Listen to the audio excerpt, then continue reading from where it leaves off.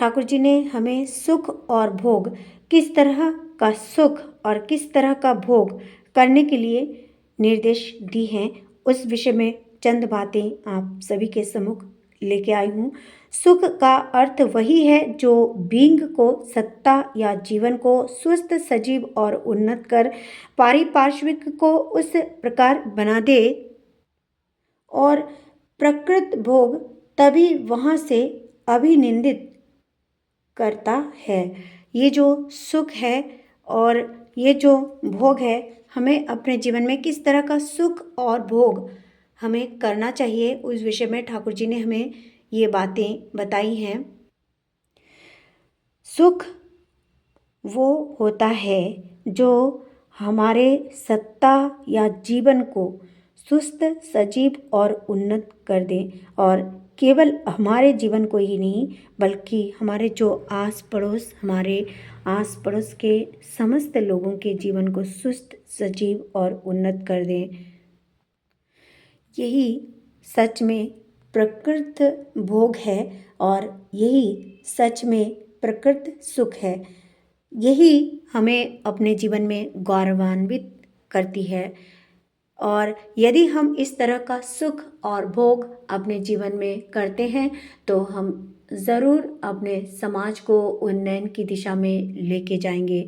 ज़रूर ठाकुर जी की बातों को हम और भी उन्नत कर पाएंगे। ज़रूर ठाकुर जी के श्री चरणों से जुड़े रहेंगे। ज़रूर ठाकुर जी के श्री चरणों को हमेशा के लिए पा सकेंगे, यदि इन सभी बातों को अपने जीवन में हम ध्यान से पालन करते रहें।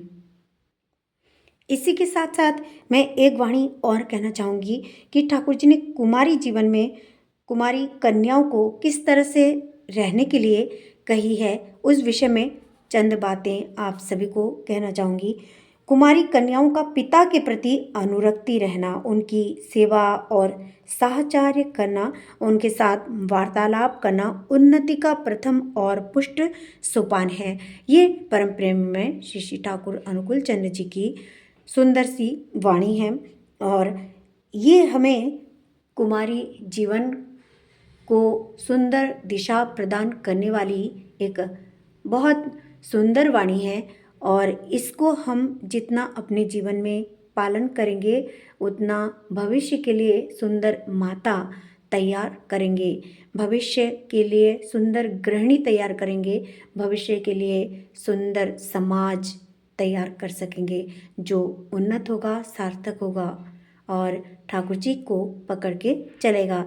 ऐसा समाज का हम निर्माण कर देंगे। इसीलिए ये वाणी बहुत इम्पॉर्टेंट वाणी है, और इसको सभी माताएं ध्यान से अपने बच्चों को पालन करने में इसका पूरा पूरा ध्यान रखें, तभी हम अपने जो बच्चे हैं उनको सही शिक्षा व संस्कार दे के उनके जीवन को सुंदर गति प्रदान कर सकती हैं। हम माताओं पे बहुत सारी जिम्मेदारियां होती हैं, रिस्पॉन्सिबिलिटी होती हैं, और उनको करने के लिए हम माताओं को बहुत ज़्यादा कठोर परिश्रम भी करना होता है। माताओं के ऊपर कई सारी बहुत बड़ी बड़ी जिम्मेदारियां होती हैं, उनको निभाते निभाते कई बार तो ऐसा होता है कि माताएं टूटने लगती हैं, बिखरने लगती हैं, मगर उन परिस्थितियों में परमपिता से बहुत सारी बातें अपने मन की कहनी चाहिए कि ठाकुर जी हम थक रहे हैं, और हमें साहस दीजिए, शक्ति दीजिए, हमें प्रेरणा दीजिए कि किस तरह से हम अपने संसार को बचाएं, किस तरह से हम अपने परिवार को व्यवस्थित रखें, किस तरह से अपने समाज के लोगों के साथ में मिले जुलें और सुंदर तरीके से अपनी बच्चियों को सही परवरिश दें। ये सब यकीन मानिए, यदि हम परमपिता से प्रार्थना करेंगे तो हम ज़रूर परमपिता हमारी बातों को सुनेंगे। माँ से यदि हम ऐसी प्रार्थनाएं करेंगे तो ज़रूर माँ हमें शक्ति देंगी और हमें ढेर सारा आशीर्वाद देके हमें उन्नति के पथ पर अग्रसर करेंगी। परम दयाल श्री श्री ठाकुर अनुकूल चंद्र जी के श्री चरणों में कोटि कोटि प्रणाम करती हूँ। परम आराध्या जगत जननी श्री श्री बड़ी माँ के श्री चरणों में कोटि कोटि प्रणाम करती हूँ। परम पूज्यपाद श्री श्री वर्धा के श्री चरणों में कोटि कोटि प्रणाम करती हूँ। ठाकुर परिवार को कोटि कोटि प्रणाम करती हूँ। आज मुझे ये बताते हुए बहुत ही प्रसन्नता का अनुभव हो रहा है कि आपके ढेर सारे जो मैसेजेस मैं देख रही हूँ और मुझे बहुत अच्छा लग रहा है कि मेरे गुरुजन हो, माताएं हैं, भाई लोग हैं, दर्शक लोग हैं, मुझे बहुत प्रेरणा दे रहे हैं, बहुत सारा आशीर्वाद दे रहे हैं। यूं ही अपना शुभ आशीर्वाद अपनी इस बेटी, अपनी इस माता, अपनी इस बहन पे बनाए रखिएगा और अपने बहुत सारे आशीर्वादों से मुझे आगे ठाकुर जी की बातों को ले जाने की शक्ति प्रदान करिएगा।